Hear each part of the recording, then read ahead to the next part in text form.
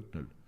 Ավելին, այդտեղ նշված էր, որ անգամ Թուրքիայի որ քաղաքից, նորից եմ ասում, 1-2 տարի փոփոխությամբ, Թուրքիայի որ քաղաքից մի քանի հազար ուրեմն ահաբեկիչներ տեղափոխվել են եւ հիմա գտնվում են Ադրբեջանի որ քաղաքներում։ Այդ փաստաթղթում նշված էր, որ թուրքական F-15-ները գտնվում են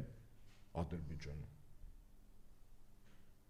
Պատկերացնում եք, չէ՞, այսինքն այդ զորավարության իմաստը հրամանատարը շտաբայինը նրանք ովքեր զինվորական չեն կամ թյուր են պատկերացնում, ասեն, դա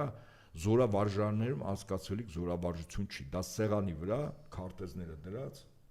մասնագետները հիմնականում գլխավոր շտաբը եւ հրամկազմն անցկացնում, այսինքն ռուսական կողմը հայկական կողմին նման փաստաթուղթ է տալիս, որպեսզի համատեղ հասկանան, որ սպասվում է պա, դեր ասում չկա ընթացք։